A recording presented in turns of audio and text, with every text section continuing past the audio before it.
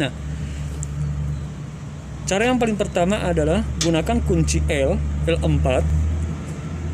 Dalam sini ada diputar.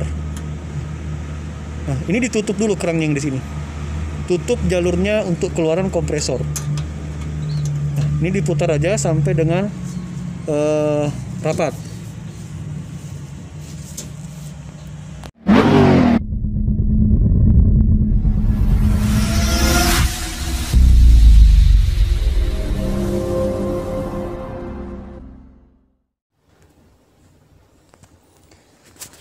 Oke teman-teman semua yang ingin belajar tentang materi alat berat, maka bisa membuka aplikasi Play Store yang ada di handphone masing-masing.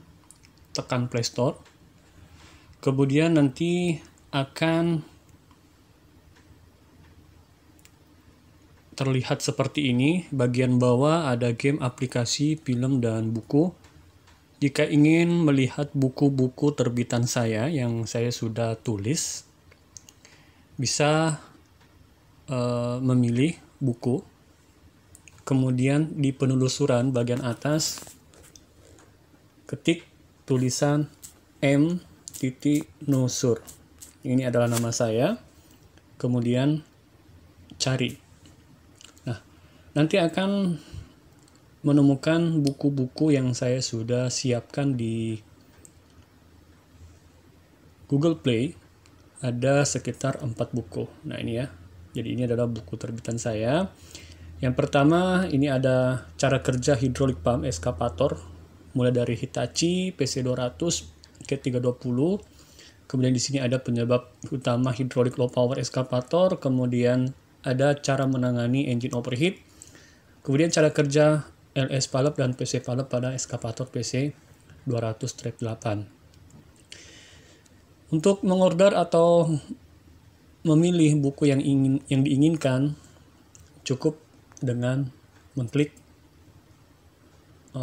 pada gambar yang diinginkan. Salah satu contoh di sini ada yang pertama. Nah, ini tinggal nanti diikuti petunjuknya. Halo teman-teman semua. Di sini kita akan melihat komponen-komponen pada access plate, khususnya untuk di bagian outdoor. Jadi AC itu ada dua bagian utama. Yang pertama ada bagian outdoor, seperti yang sudah Anda lihat di depan saya ini, di mana pada bagian outdoor di sini terdiri dari beberapa komponen. Yang pertama adalah kopernya sendiri atau housingnya, tempat dudukan semua komponen. Kemudian di sini ada blower. Ya, blower ini akan berputar bersamaan dengan aktifnya si kompresor. Nah, komponen kedua di sini adalah kompresor AC. Kemudian komponen-komponen yang lainnya, nah, di sini ada pipa yang disusun secara rapi dan kita lihat di sini, ya, alurnya ini sangat rapi sekali, dan ini disebut sebagai kondensor. Dimana kondensor itu pada sistem AC saya sudah pernah jelaskan juga pada materi AC untuk mobil, yaitu untuk melepaskan panas. Kemudian pada kondensor di sini dilengkapi dengan pin atau sirip-sirip ya. Fungsi daripada sirip-sirip ini adalah untuk memperluas dan meratakan sistem pendingin pada kondensor. Nah, kemudian di sini ada dua port, satu sebagai input dan satu sebagai output, dan terhubung dengan outdoor. Jadi cara kerjanya di sini adalah, ini adalah sebuah kompresor dinyalakan dengan menggunakan tegangan 220 volt, ya. Dan kompresor ini bekerja ketika AC kita nyalakan. Ketika kompresor ini bekerja, maka dia akan memompakan refrigeran melalui saluran outputnya ini. Ini adalah saluran untuk keluaran. Kemudian keluarnya ini dia akan masuk pada bagian atas kondensor. Jadi jalur yang paling atas ini adalah jalur keluarannya. Kemudian dia nanti akan berputar di area kondensor sini sampai dengan pada pipa paling bawah. Kemudian pipa paling bawah di sini nanti akan terhubung dengan pipa kapiler ini yang paling kecil, kemudian dihubungkan dengan indoor daripada AC atau evaporatornya yang ada di dalam ruangan. Nah, pada bagian dalam plug ini bisa dibuka atau ditutup dengan menggunakan kunci L. Ini adalah saluran untuk pipanya. Kemudian setelah menyerap panas yang ada dalam ruangan, nah, refrigeran tadi yang datangnya dari outdoor, dia akan masuk di bagian sirip-sirip evaporator, kemudian dihembuskan dengan menggunakan blower. Kemudian indoor ini akan menghembuskan udara dingin, sehingga panas yang ada di dalam ruangan ini akan diserap oleh evaporator ini. Nah, sehingga terjadi perubahan temperatur, dan setelah menyerap panas yang ada dalam ruangan ini, maka dia akan kembali melalui saluran yang paling bawah ini. Ini adalah saluran input, dan perbedaannya pun sangat jelas. Input itu adalah pipanya yang lebih besar dibanding dengan output.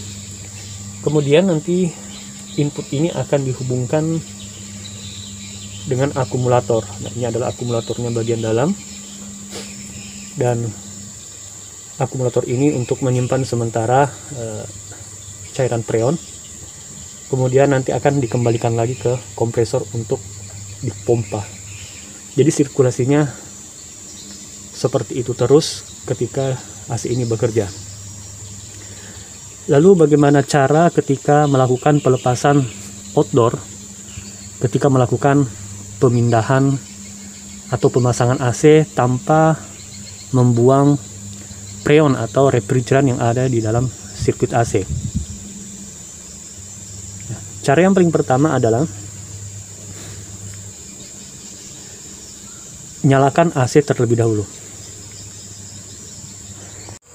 Ketika AC sudah menyala dan kompresor sudah mulai bekerja, maka ambil kunci yang sesuai dengan ukuran ini, kemudian plugnya ini atau bautnya ini dibuka.